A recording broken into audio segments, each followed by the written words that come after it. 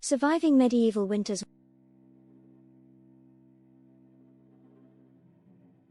Welcome back to Explore and Discover Curious World, the channel that transforms the ordinary into the extraordinary. Today, we're diving into an icy chapter of history, medieval winters. Picture this: no blankets, no central heating, no Netflix marathons to distract you from the biting cold. Survival wasn't just a mindset, it was an art form. So, grab your coziest throw, crank up the thermostat, if you're lucky enough to have one, and prepare to be amazed by the bizarre, brilliant, and often brutal ways medieval folks endured the frostiest season of all. Stick around to the end for a frosty question you won't want to miss. Medieval homes, more fridge than fortress. Imagine coming home on a chilly evening to a house colder than the outdoors. That's life in a medieval home. These were essentially wooden boxes reinforced with wattle and daub, a mix of clay, straw, and hope. Insulation?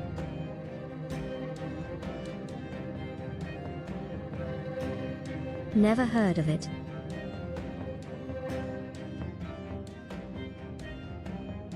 The fire pit at the center of the home wasn't just for cooking, it was the only source of heat. Chimneys?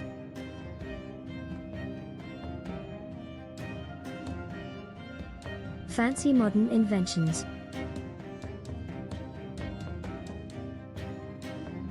Back then, smoke escaped through a simple hole in the roof, or didn't, leaving the air thick with soot. And let's talk about roommates, cows, pigs, and chickens. No, they weren't pets. Their body heat was a crucial survival tool during the colder months. The downside?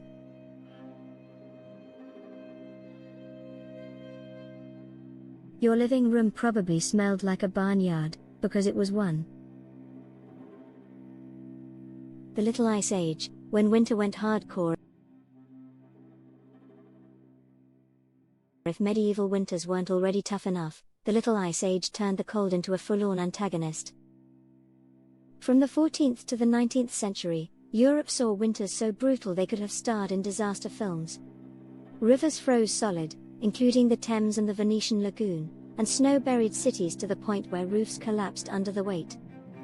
In 1352, Venice's canals froze over, and Modena saw snowdrifts reaching 18 feet tall. Travel was nearly impossible, except for the ever-resourceful Vikings, who glided across the icy terrain on skis and sleds. Talk about Nordic efficiency. Survival food, the OG meal preppers. Forget farm to table.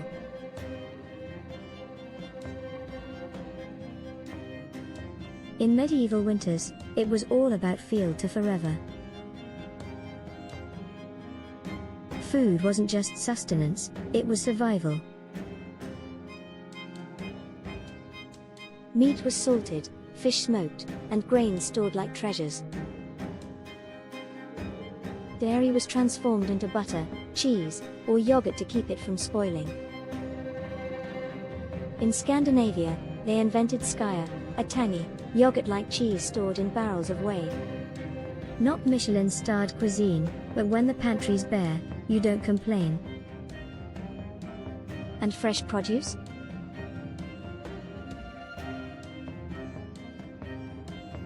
Almost non-existent.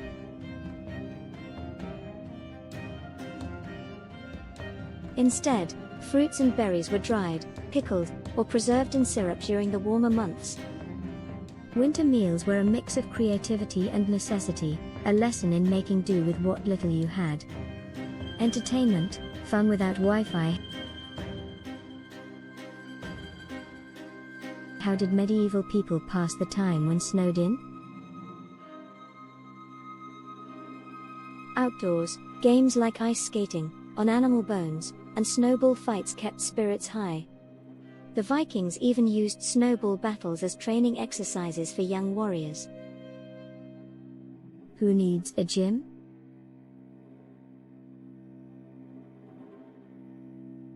Indoors, things got quieter but no less engaging. Storytelling, spinning wool, and board games like chess or backgammon were common.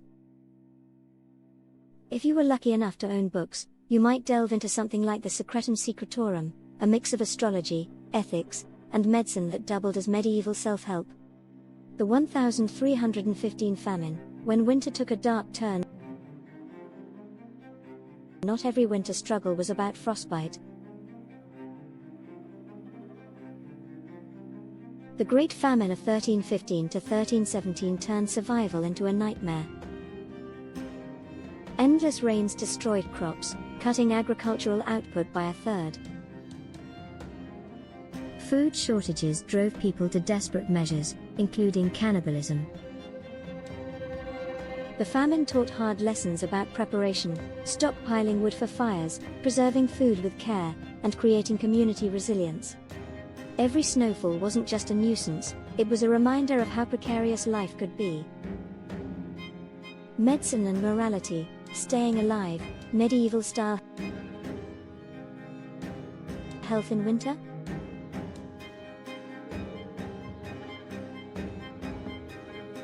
A mixed bag of old wives' tales and questionable remedies. Diets leaned toward warming foods like game meats and red wine. Excess was discouraged, though overeating was considered less harmful in winter, since the body supposedly retained heat better when full. Other advice?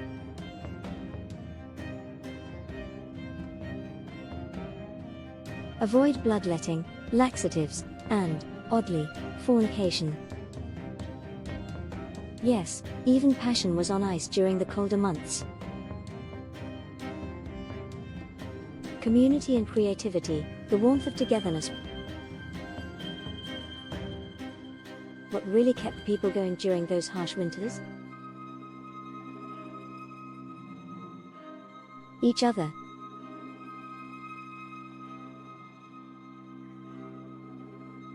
Community was at the heart of survival. Families and neighbors pooled resources, shared meals, and found ways to keep spirits high. Festivals like Christmas brought joy to the darkness, with feasts and games reminding everyone that spring, and hope, was just around the corner. The resilience of these communities is a testament to human ingenuity and the power of collective strength. So,